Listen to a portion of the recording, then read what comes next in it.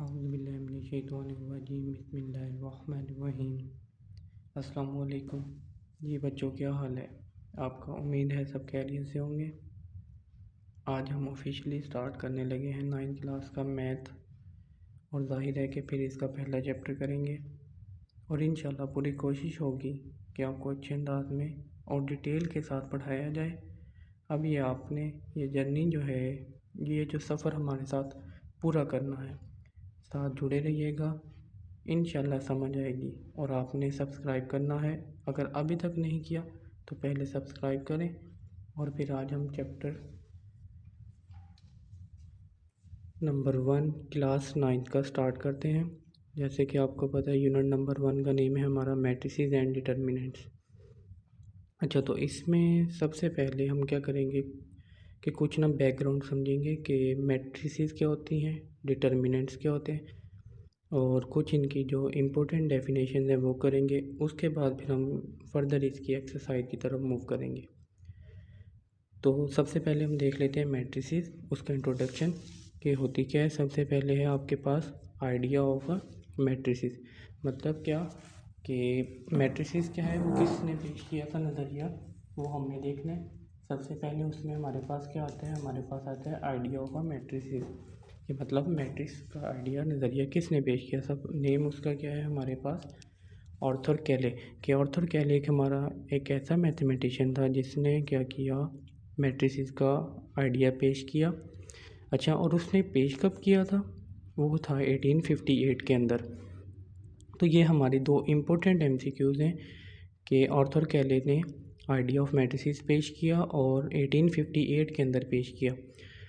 अच्छा, ये हमने देख लिया कि मैट्रिसेस किसने पेश किया और कब पेश किया। अब देखते हैं कि मैट्रिसेस का इस्तेमाल कहाँ पर है और क्या क्या है।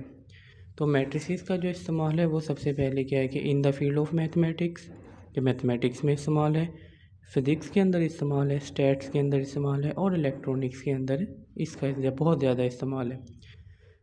अच्छा, अब आपने देख लिया। अब हम देखते हैं कि इसकी डेफिनेशन के पास, डेफिनेशन में क्या है हमारे पास, मैट्रिक्स। अब मैट्रिक्स होती क्या है, सबसे पहले हम देखेंगे कि मैट्रिक्स हमारे पास क्या है, formation of collection of real number.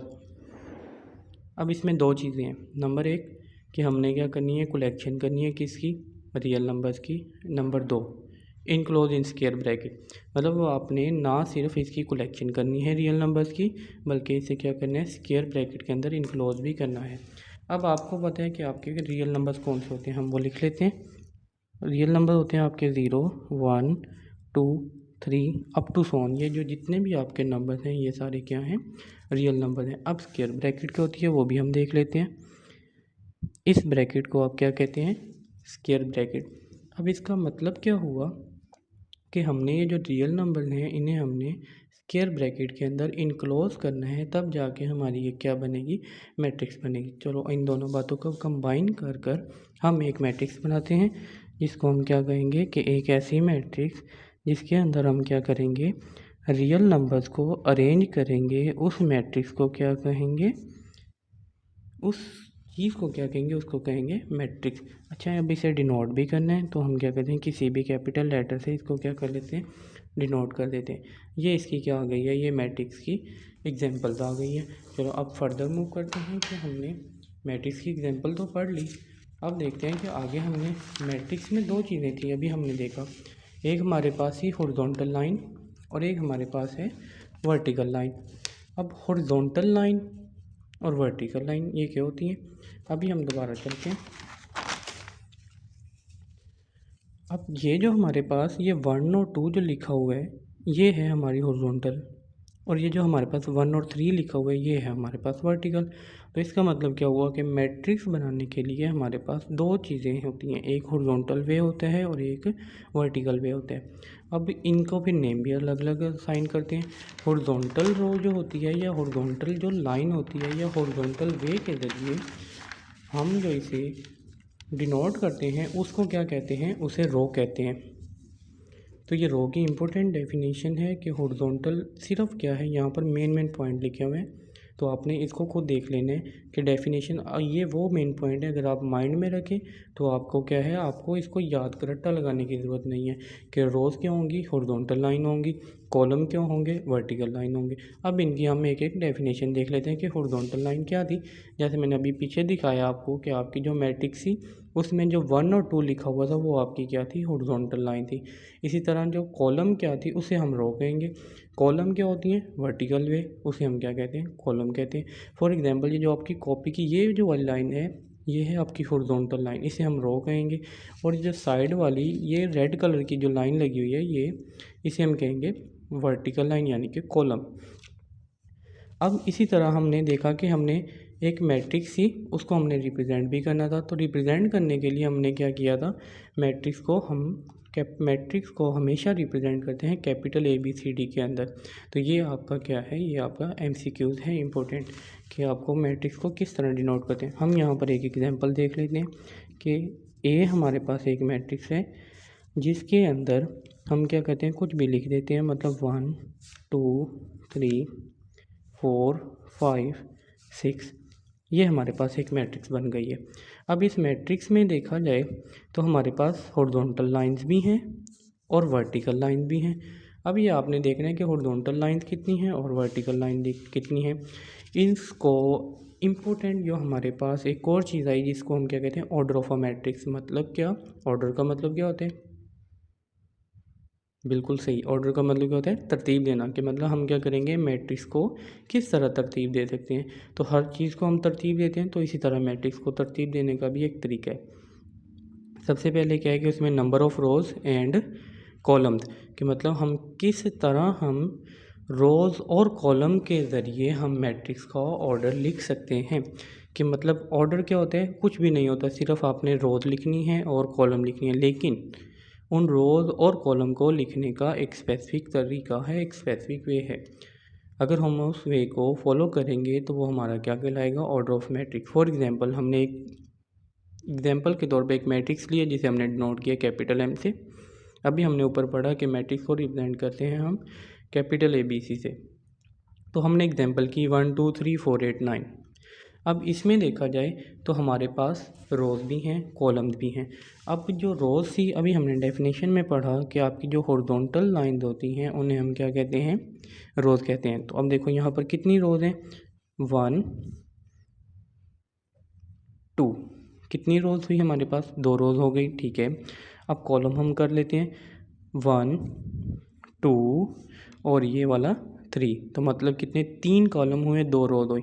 अब ऑर्डर को लिखने का तरीका क्या है कि हमने क्या करना है, हमने पहले रो लिखनी है और बाद में क्या लिखने हैं, कॉलम लिखने हैं। मतलब क्या कि लिखने का तरीका क्या होगा कि हमारे पास रो बाय कॉलम।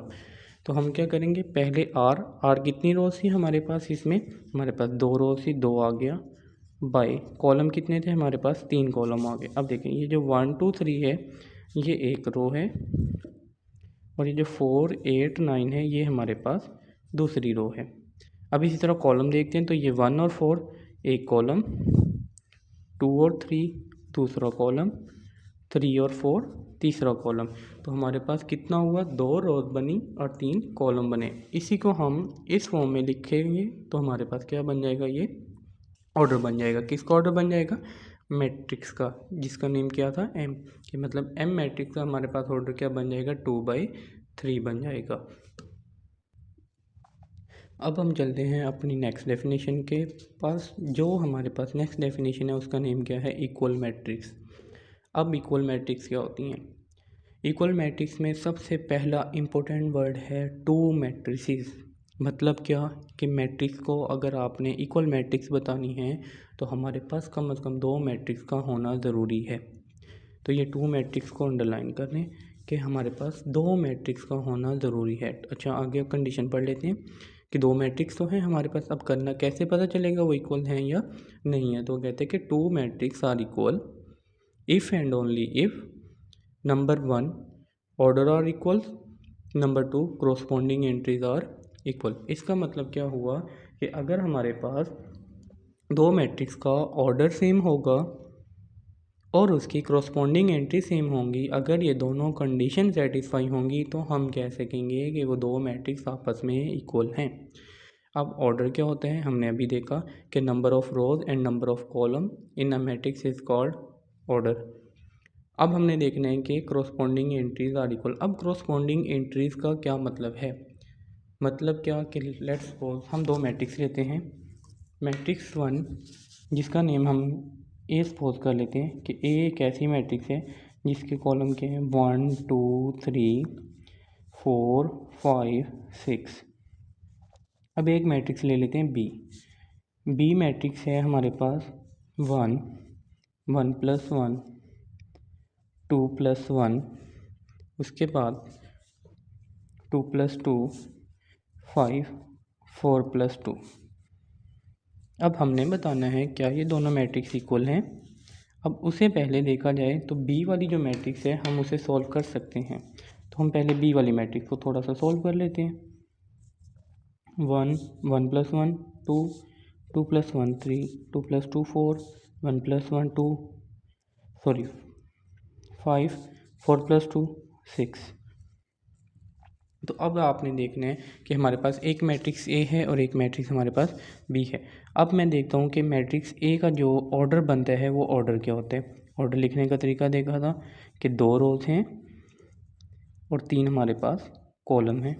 इसी तरह ऑर्डर बी लिख लेते हैं, बी का 2 रोज 3 कॉलम।